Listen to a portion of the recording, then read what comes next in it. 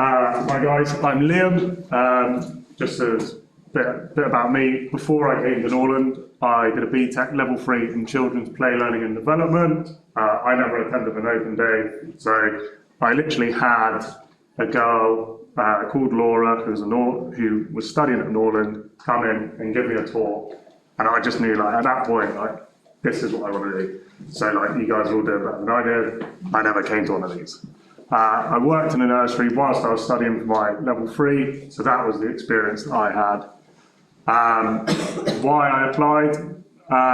Basically, once I heard about Norland and the opportunities it offered, I knew that straight away it was a world-renowned institution that had a global reputation that could offer me the opportunities of a lifetime and a valuable life experience. And that just sold it for me. So from that point on, I just knew I'm just going to apply, and this is what I want to do. So my Norland experience, first year, very tough. Obviously, I came from doing a BTEC level 3, so I obviously thought that I knew absolutely everything there was to possibly know about childcare. Didn't.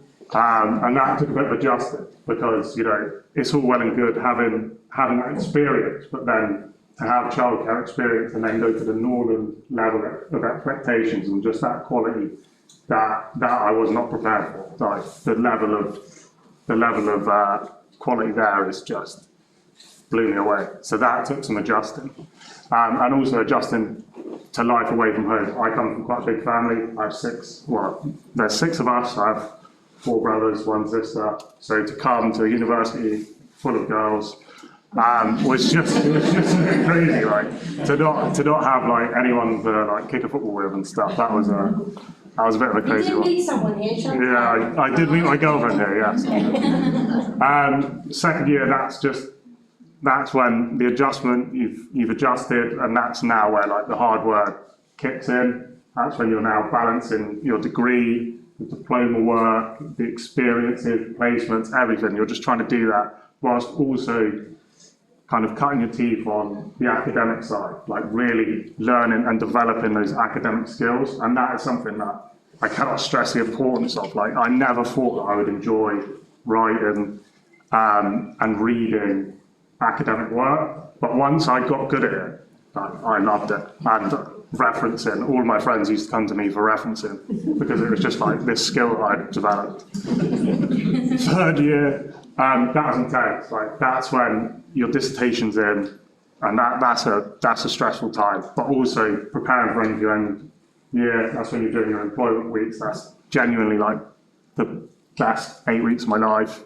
Doing skid pan training was just, honestly, that day I could have left Norland and just become a skid pan instructor. It was so much fun.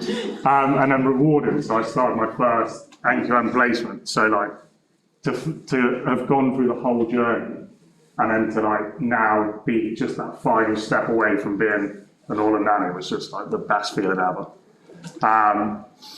My biggest worries about before starting Norland, sewing. I couldn't sew anything. I had no experience sewing. My mum had done it all for me, like sewing up buttons and stuff. So like, to do that was the scariest thing in the world. But now, you know, I work for 2 boys and a newborn baby. The amount of times that the oldest one comes home and is like, "Oh, Liam, I've got a hole in my school trousers," straight away sit there over breakfast, sew that hole up, and he's good for the day. And food and nutrition, like, again, I could make a killer bacon sandwich, but apart from that, not much else. And now obviously I look after these boys, and anything that they could possibly want, I can bustle up. So that's definitely handy. So the opportunities I've had since graduating, so in my NQN year, I went with the same family, 2 holidays. I went to LA for 3 days, which was quite intense. And then also I went to South Africa, which is where these pictures are taken. So there we are on a sightseeing tram, and here we are just playing on the beach underneath Table Mountain, which was quite cool, running in and out of the waves like that. That for me is just a memory etched in my brain, like, of how cool it was. Like, I was like, wow, I'm actually here and I'm being paid to do this. Like, run in and out of the sea. So yeah, so that was a good time. What I'm doing now, so as I said, I'm looking after these boys. These boys are my life. And this is their newest addition, their sister. She arrived last week. So this was literally like the first day she was brought home. So there they are, looking at me as to how to look after her. So now, like, the affection they both have towards her is so lovely, because it's genuinely like watching myself do it through them. And it's just so nice. So this one, the youngest one, he has this thing at the moment where any excuse he can get just to see his sister, to give her a kiss, which is quite nice, because I also enjoy seeing her as well. But we have to crack on with the day sometimes. So my future aspirations, eventually I'll transition out of nannying. I'd like to become a primary school teacher. So that is something that, an opportunity, because I have the degree and the experience in childcare, that should come quite naturally. It's just a case of retuning my skills to adapt to that.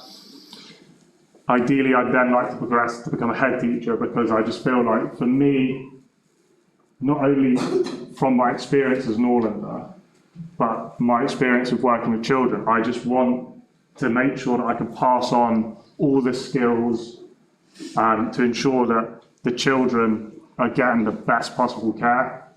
And I think that in a position as a head teacher, I'd then be able to influence teachers to basically use my experience and my sort of pedagogy of caring for children to pass that on and make sure that they're the best they can be, and then also hold a seat on the board of directors at Norland. As an institution that's basically made me who I am, for me, like, it would just be sort of the crowning glory of it all to then help and make sure that Norland goes on for another 130 years. And if I can play a small part in that, that would be great, because again, like, Norland has given me like the most incredible opportunities that I've ever experienced. You know, I came, no one in my family had ever been to university.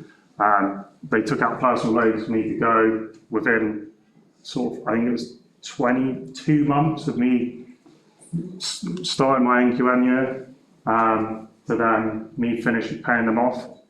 So that was like an amazing moment for me. Like, I paid it all off in under 2 years, just being a live-in nanny, because you just have all this money, you can just pay it all back. So that was a cool moment for me to do that.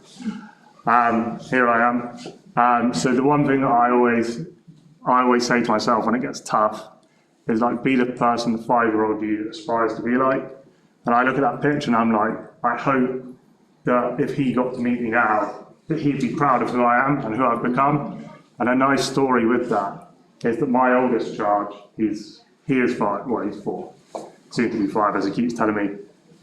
He got an award the other day at school, where he had to go up in front of the whole school and explain why he got this award. And it was for describing in great detail what his future job was. And his future job was, you know, I'm going to be 24, I'm going to live with a family, I'm going to look after 2 boys. And he was basically just describing my life. And like, that for me was just the coolest thing out. That, like, he wants to be me. So, you know, hopefully, you know, he can do a little bit better, because he has promised me a Lamborghini. And the little one has promised me a Porsche, so, you know, maybe.